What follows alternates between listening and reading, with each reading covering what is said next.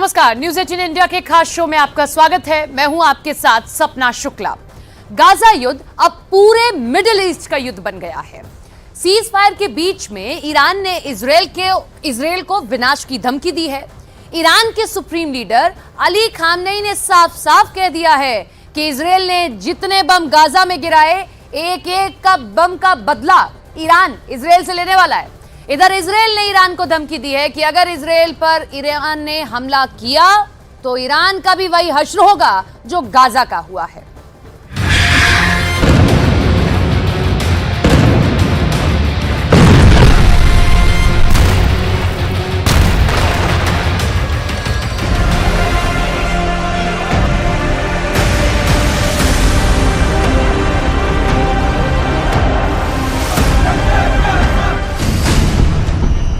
Iran का ऐलान, Israel का विनाश शुरू।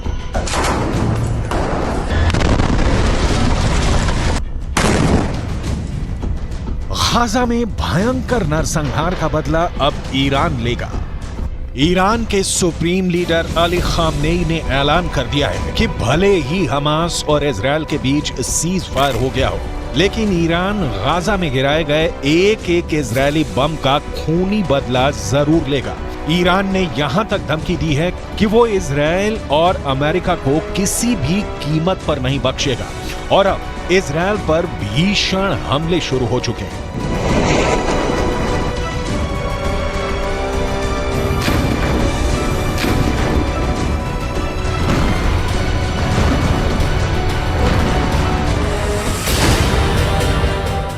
गाजा में एक एक बम का बदला लेगा ईरान। हम आपको आगे बताएंगे कि ईरान इजरायल पर किस तरह से घातक हमले शुरू कर रहा है और अभी ईरान हिजबुल्लाह हूथी के लड़ाकों के साथ मिलकर इजरायल पर किस तरह से हमले तेज कर रहा है। लेकिन उससे पहले ये जान लीजिए कि इजरायली सेना ने सीज फायर के दौरान पिछले 48 घंटे में गाजा और वेस्ट बैंक में कितनी भीषण तबाही मचाई है और हमास को कितना बड़ा नुकसान हुआ है।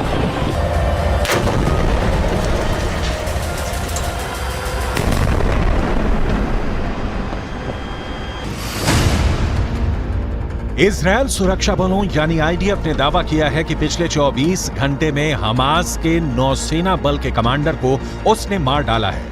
Commander Umar Abu Jallah Hamas की नौसेना बल में एक सीनियर कमांडर था। कमांडर उमर अबू जल्लाह को इजरायली सेना ने हवाई हमले में मारा है। अब तक हमास के 70 से ज्यादा कमांडर मारे जा चुके हैं। कमांडर उमर अबू जल्लाह से पहले दक्षिणी खान यूनुस बटालियन के कमांडर बिलाल अल कीदरा मारा गया था, जबकि उससे पहले कमांडर अयमन नोफेल और मेजर जनरल जियाद मोहिसेन भी मारे जा चुके हैं। जबकि हमास कमांडर मुराद अबू मुराद, अली कादी और मोहम्मद कटमश को भी आईडीएफ मार चुकी है।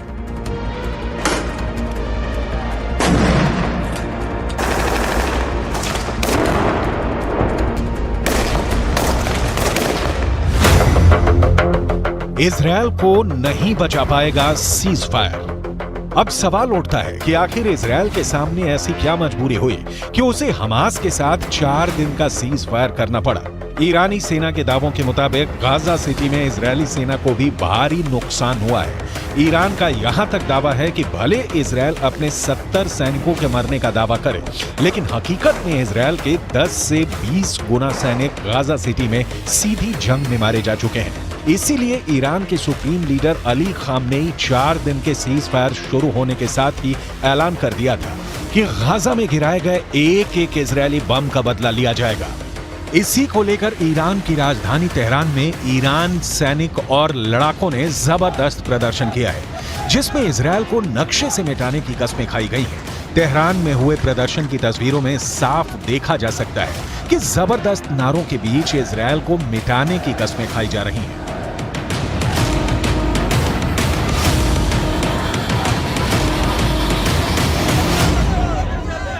در نجات مردم فلسطین اقدام تعیین کننده ای را انجام دهد بر ناامیدی ملت‌ها از دولت‌ها و بی‌تابی آنها در دفاع از فلسطین افزوده می‌شود.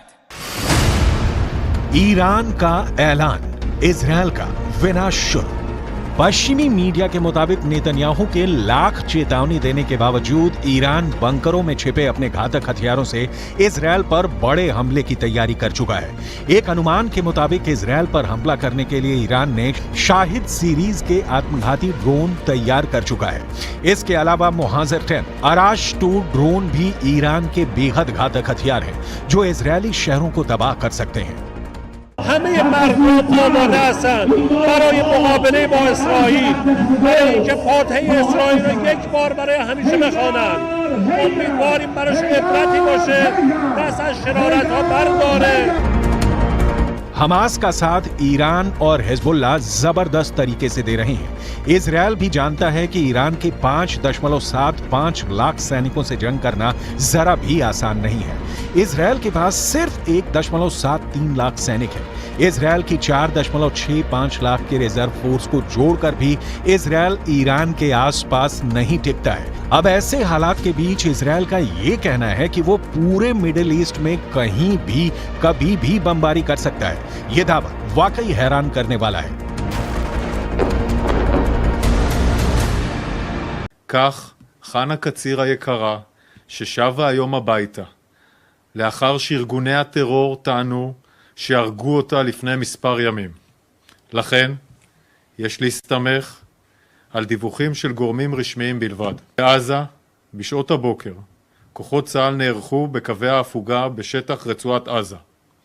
המפקדים תודרכו והכינו את הכוחות להתנהלות במהלך ההפוגה. ביטחון הלוחמים שלנו लेकिन ये भी सच है कि गाजा पट्टी को 60% तक इजरायल तबाह कर चुका है।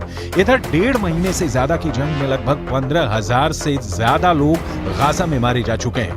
लगभग 3,000 लोग अभी भी कब्रिस्तान बन चुके उत्तरी गाजा की इमारतों में दफन हैं। लगभग 50 दिन की जंग में इजरायली वायुसेना ने 35,000 से ज्यादा बम उत्तरी गाजा, दक्षिणी गाजा और वेस्ट बैंक पर बरसाए हैं। 70 से ज्यादा हमास के कमांडर मारे जा चुके हैं। इजरायली फोर्स ने हमास के इस्लामिक जिहाद परिषद के मुख्यालय, कमांड सेंटर, सैन्य परिसर, दर्जनों launcher pad, anti tank post और वॉच टावर को मलबे में बदल दिया। इस दौरान फिलिस्तीनी इस्लामिक जिहाद आतंकवादी संगठन के सैन्य मुख्यालय को भी नष्ट कर दिया गया। इसके अलावा आईडीएफ ने हमास के कई बुनियादी ढांचे को भी बर्बाद कर दिया। इधर हमास के टॉप कमांडर इस्माइल हानिया ईरान के साथ मिलकर इजरायल से लंबे युद्ध की जबरदस्त तैयारी कर रहे हैं। जरा इन तस्वीरों को देखिए। हमास के नेता और टॉप कमांडर इस्माइल हानिया ईरान के विदेश मंत्री हुसैन अमीर अब्दुल्लाहियान के बीच एक जबरदस्त मीटिंग हो चुकी है। दावा किया जा रहा है कि कतर की राजधानी दोहा में हुई इस मीटिंग में ईरान ने हमास की लीडरशिप को साफ कर दिया है कि ईरान इजरायल के खिलाफ जंग में उतर चुका है। अब ईरान की बेतहाशा सैन्य ताकत हमास की ताकत बन गई है। यानी गाजा में इजरायल को सिर्फ हमास से नहीं बल्कि ईरान की सेना, लेबनान के हिजबुल्लाह लड़ाकों और हमास के सुरंग जिहादियों से जंग करनी पड़ेगी। אני כבר רואה את האזרחים של עזה הולכים עם דגלים לבנים לאורך החוף ונעים דרומה. וחיזבאללה גורר את לבנון למלחמה שעלולה לקרות. והוא עושה טעויות. אם הוא יעשה טעויות מהסוג הזה כאן, गाजा में एक एक बम का बदला लेगा ईरान। लेकिन वहीं दूसरी तरफ इजरायली सेना के हौसले 7वें आसमान पर पहुंच गए हैं। जरा देखिए कैसे। इजरायल की एयरफोर्स के चीफ मेजर जनरल टोमेर बार ने एक टीवी चैनल पर ऐलान किया कि जरूरत पड़ने पर पूरे मिडिल ईस्ट में कहीं भी बम गिराए जा सकते हैं। इजरायली वायुसेना प्रमुख की ओर से आए इस बयान को खास तौर से ईरान और हिजबुल्लाह के लिए चेतावनी की तरह देखा जा रहा है। इजरायल की वायुसेना चीफ ने कहा है कि हम हमास पर चौतरफा हमले कर रहे हैं, उसको जमीन पर और जमीन के नीचे मार रहे हैं। हमारे जवानों ने हजारों आतंकवादियों और उनके ठिकानों पर हमला किया है। हमने हमास को खत्म करने की कसम खाई है और हम उनको चुन चुन कर खत्म करेंगे। हमास के किसी भी ठिकाने और मददगार को नहीं छोड़ा जाएगा। इजरायल की वायुसेना पूरे मध्य पूर्व में जहां भी जरूरत होगी वहां कार्रवाई के लिए पूरी तरह से तैयार है।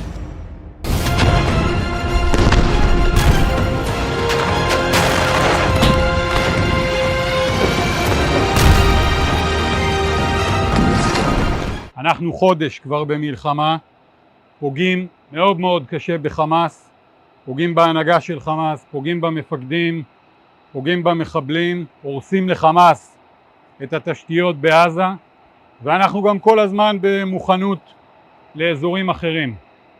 הבסיס הזה יודע להגיע.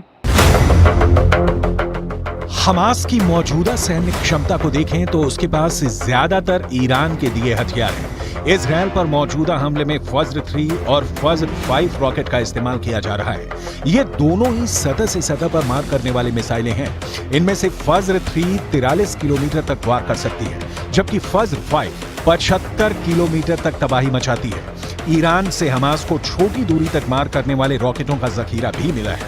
इसके अलावा हमास हथगोलों और विस्फोटकों का जमकर इस्तेमाल कर रहा है। आरपीजी से सबसे ज्यादा हमले सुरंगों से हमास इजरायली सेना पर कर रहा है। विस्फोटक बेल्ट का भी इस्तेमाल हमास के लड़ाके आईडीएफ के खिलाफ जमकर कर रहे हैं, जबकि एंटी टैंक मिसाइलें हमास का अचूक हथियार इस वक्त साबित हो रही हैं। कुल मिलाकर ईरान गाजा में इजरायल से खूनी बदले लेना शुरू कर चुका है। अब देखना होगा इजरायल एक साथ हमास, हिजबुल्लाह और ईरान को हमले का जवाब कैसे देगा और सीज फायर के बाद ईरान इजरायल पर किस तरह के घातक हमले करेगा।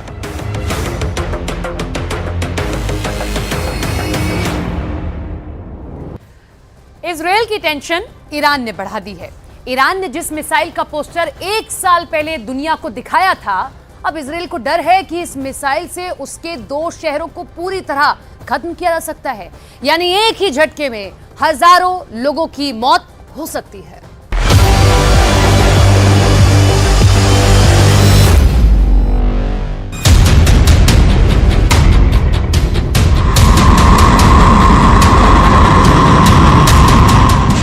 सन्नाटे को चीरती मिसाइल का शोर हुआ।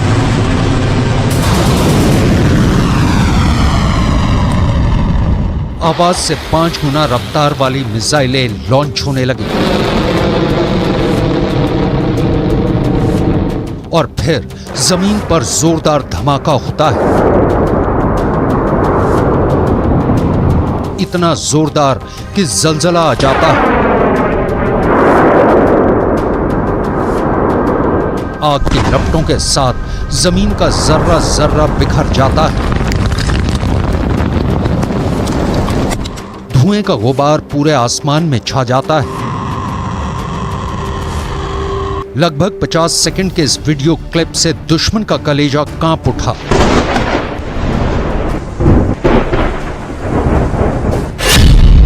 पहली मिसाइल,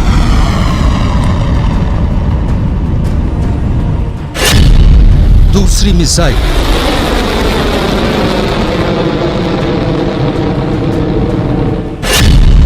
तीसरी मिसाइल,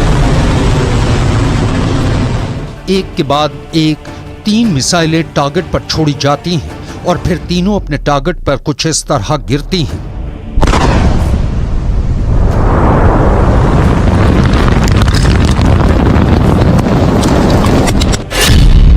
धमाका नंबर 1,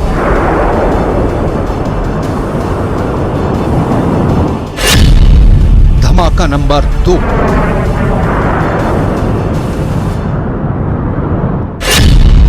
धमाका नंबर 3,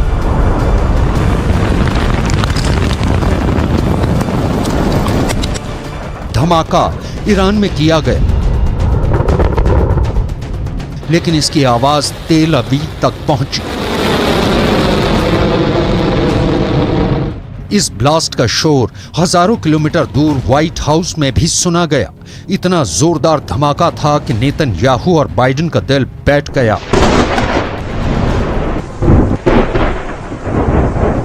ईरान की पहली हाइपरसोनिक मिसाइल वार और पलटवार के लिए तैयार है।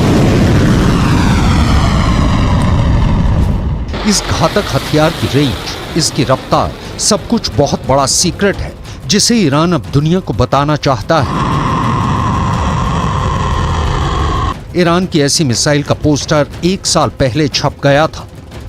तेहरान की सड़कों पर चप्पे चप्पे में पोस्टर लगाया गया।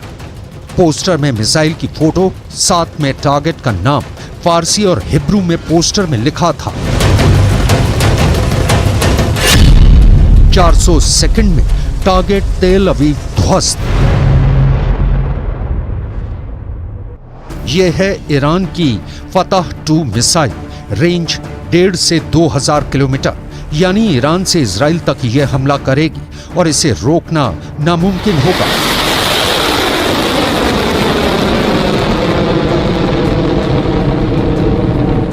क्योंकि ये हाइपरसोनिक मिसाइल है, यानी स्पीड 6000 किलोमीटर प्रति घंटा से ज्यादा, या कहें कि आवाज से 5 गुना ज्यादा रफ्तार।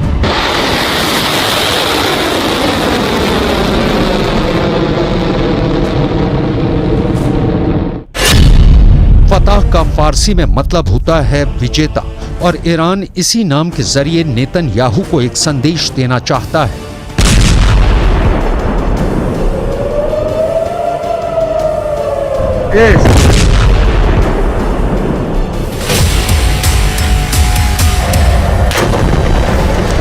गाजा में हो रही बमबारी और हजारों लोगों की मौत को लेकर ईरान इस वक्त बहुत गुस्से में है। सबने सवाल पूछा कि मिसाइल है तो ईरान किस बात का इंतजार कर रहा है।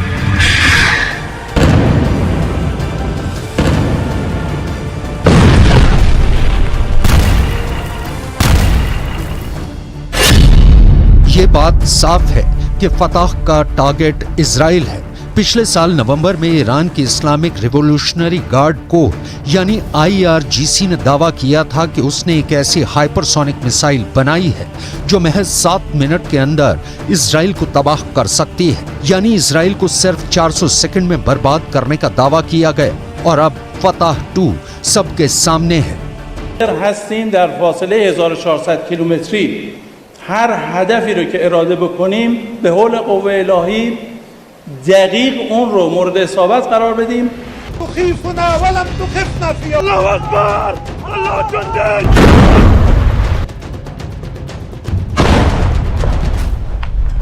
ईरान के सुप्रीम लीडर अली खामेनेई से लेकर राष्ट्रपति इब्राहिम रईसी तक सबको जिसका इंतजार था, मिसाइल की दुनिया में ईरान का एक ऐसा प्रोजेक्ट जिस पर तेल अवीव और पेंटागन की पैनी नजर थी। मिसाइल की ईरान की ताकत देखने के लिए दुनिया बड़ी बेसब्री से इंतजार कर रही थी। खामेनेई ने पहले इसी मिसाइल का एक सीक्रेट अड्डे पर जाकर मुआयना किया और फिर ईरान ने जोरदार बारूदी धमाका करके दोस्त और दुश्मन सभी को अपनी ताकत का सबूत दे दिया।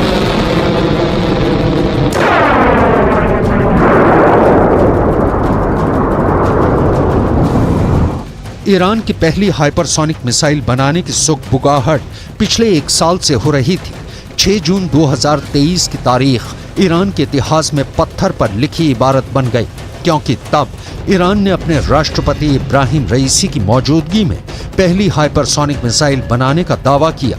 इसे पहली बार दुनिया के सामने पेश किया। मिसाइल का नाम रखा फतह। ये नाम ईरान के सुप्रीम लीडर अली खामेनेई ने दिया है। رئیس جمهور آمریکا، صدر اعظم آلمان، رئیس جمهور فرانسه، نخست وزیر انگلیس، اینا دارن از یه چنین موجودی، از یه چنین هویتی دارن دفاع میکنن و بهش کمک دارن میکنن. این معناش چیه؟ معناش این است که مسئله تبعیض نژادی که امروز یکی از مسائل مهم دنیاست، ईरान ने पश्चिम एशिया में अपने मोहरों से इजराइल की घेराबंदी की हुई है। ईरान बार बार इजराइल को धमकाता रहता है। ईरान के रेवोल्यूशनरी गार्ड के डिप्टी कमांडर अली फदावी ने एक बड़ी धमकी दी। उन्होंने कहा कि ईरान की मिसाइल के टारगेट पर इजराइल का तीसरा बड़ा शहर हाइफा है, जिसे इजराइल का गेटवे भी कहा जाता है। इजराइल की अर्थव्यवस्था में हाइफा शहर का अहम योगदान है। यहाँ इजराइल का एक पोर्ट है जहां समुद्री रास्ते से आने जाने वाले सामान आते हैं।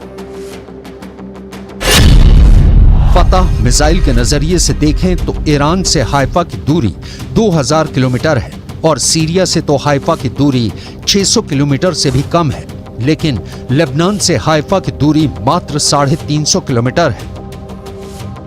फतह 2 मिसाइल 1400 किलोमीटर से भी दूर जा सकती है। यह मिसाइल के वॉरहेड के वजन पर तय होता है। ऐसे में सवाल पैदा होता है कि अगर ईरान हाइफा को अपनी जमीन से निशाना बनाएगा तो क्या ईरान के पास 2000 किलोमीटर से दूर तक मार करने वाली मिसाइलें हैं जो हाइफा को निशाना बना सकती हैं, या फिर ईरान सीरिया और लेबनान से इजराइल के शहर हाइफा को निशाना बनाएगा? ईरान की सेना और सरकार ने दावा किया है कि इस हाइपरसोनिक मिसाइल के खौफ से अब दुश्मन आंख उठाकर देखने से पहले 1000 बार सोचेगा। अमेरिका भी इजराइल को बचा नहीं पाएगा।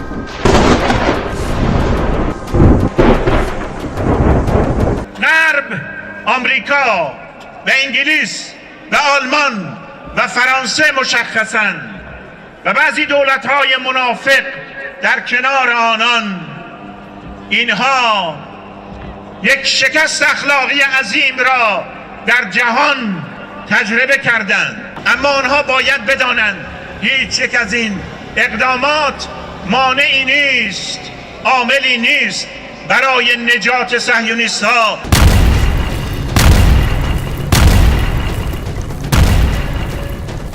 सवाल है कि क्या गाजा की आग अब तेल अवीव वर्सेस तेहरान में भड़कने वाली है?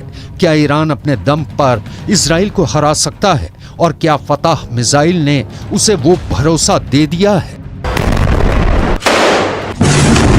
صنایع دفاعی و موشکی و نظامی بومی شده، وارداتی نیست که بشه با تهدیدها و بشه با دنبال کردن دشمنان این دانش رو و این صنعت پیشرفته رو.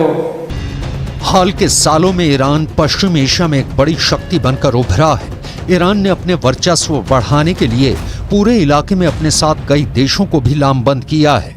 ऐसे में कहा जाता है कि ईरान के फतह 110 मिसाइल पहले से ही लेबनान में हिजबुल्लाह के पास है, जो आसानी से हाइफा को टारगेट कर सकती है। खबरें तो ऐसी भी हैं कि ईरान ने अपनी फतह 110 और जुल्फिकार बैलिस्टिक मिसाइल को सीरिया में तैनात कर दिया है।